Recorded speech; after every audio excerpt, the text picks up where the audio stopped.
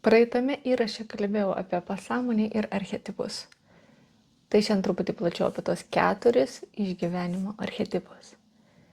Archetipas tai yra simbolis, elgesio arba mąstymo modelis, pasireiškiantis kolektyvinėje pasąmonėje. Tai reiškia, tuos 4 archetipus turit jūs, aš, jūsų tėvai, draugai, visi turim tos 4 archetipus. Ir tie 4 archetipai susijungia į tokią komandą, kuri sugalvoja specifinį mums individualų veikimo mąstymo modelį tam, kad mes išgyventume. Archetipas pats iš savęs nėra nei neigiamas, nei teigiamas. Jis yra pakankamai neutralus. Bet, kaip ir kiekvienas dalykas, turi šešėlinę pusę ir šviesią pusę. Kitaip sakant, labiau teigiamą ir neigiamą. Dirbdama su pasąmonė aš fokusuojuosi labiau į tą šešėlinę pusę. Tikslas yra išsiaiškinti, kas ten slypi, iš ko susideda tam tikri veikimo modeliai. Pirmasis archetipas yra vaiko archetipas. Ir jo šešėlis pasireiškia daugmaž taip. Neprisijama atsakomybės, neturi atskaitomybės, turi daug kaprizų, įnorių, laukia, kol ateis mama ar tėtis ir išspręs tam tikrą klausimą. Pavyzdžiui, vaiko archetipas gali pasireikšti moteryje, kai vyras klausia, tai ką valgysim šiandien? Ir ji, nežinau, o ką tu nori? Noriu kiniečių. Oi, ne, kiniečių aš nenoriu. Tai ką tu nori? Nežinau. O ką tu nori? Galbūt tada burgeriai, pica. Ne, ir burgeriai, ir pica netinka, bet aš nežinau, ko aš noriu. Toks infantilus elgesys, kai nėra pasirenkamas atsakas, tik reakcija. Kai siekiama, kad kažkas kitas padėtų mums su tam tikrais klausimais. Gali pasireikšti ir darbe. Kai laukiame, kad viršininkas mūsų pastebėtų, pagirtų, pamatytų, per galvą patapšnotų. Antrasis archetipas yra aukos archetipas.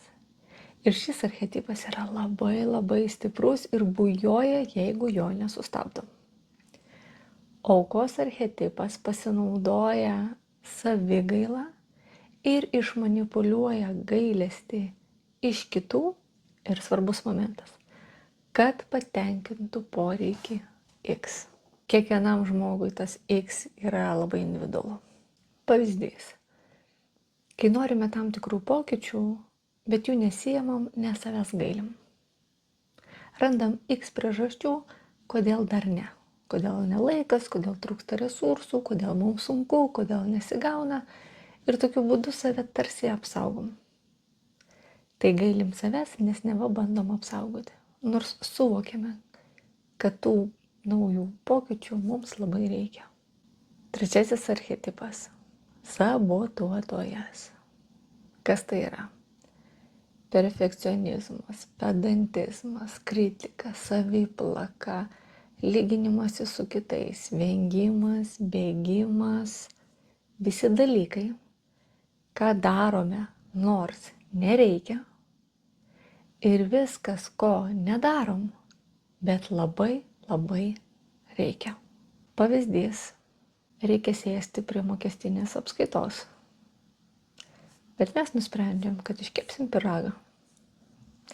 Reikia ruoštis egzaminų sesijai, bet mes nusprendžiam, kad tvarkysim namus. Reiktų santykiuose su partneriu prisėsti ir aptarti tam tikrus dalykus. Bet mes nusprendžiam, kad skaitysim knygą. Kad dar truputį kažką naujo perskaitysim, išmoksim ir tik tada sėsim prie to pokalbio, kurio iš tiesų nenorim. Ketvirtas archetipas yra prostitutė. Žmonės dažniausiai sako, ne, aš tai savęs neišmainau už pinigus. Bet prostitucija kažkuria prasme veikia ir tada, kai ateinam į darbą, kurio nevirškinam visų kūnų ir sielą, bet ateinam jį tik dėl to, kad gaunam atlyginimą ir nieko kito mainais. Bet čia svarbu suprasti, kad nieko kito mainais, tik pinigus. Prostitutė veikia šitaip. Ji išmaino dalį savęs mainais už tariamą, ir čia svarbu pabrėžti, tariamą saugumą, nes jai paprasčiausiai baisu. Galbūt darbe norit paprieštarauti viršininkui, kolegoms, bet bijot, kad būsit atstumtas, nesuprastas, išjuoktas ir dėl to pratylėt. Viduj kunkuliuoja, supranti, kad norėjau pasakyti, bet išsigandau, pabijojau, sulaikiau. Štai jums ir prostitucija. Taip pat tai gali pasireikšti ir ribų nebrėžimu. Reiktų nubrėžti ribas, bet nebrėžiam, nes mums baisu.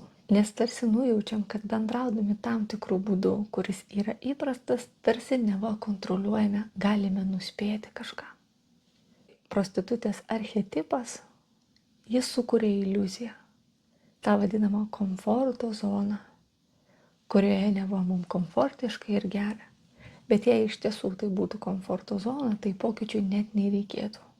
O juk jų norisi ir reikia. Vadinasi, ne komforto zona. Tie 4 archetipai, jie neretai dirba išvien. Dažniausiai dirba išvien. Kaip tai atrodo?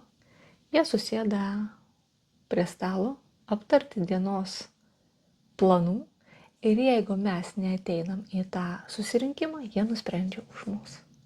O vėliau mes stebimės, aš nesuprantu, kodėl taip nutiko.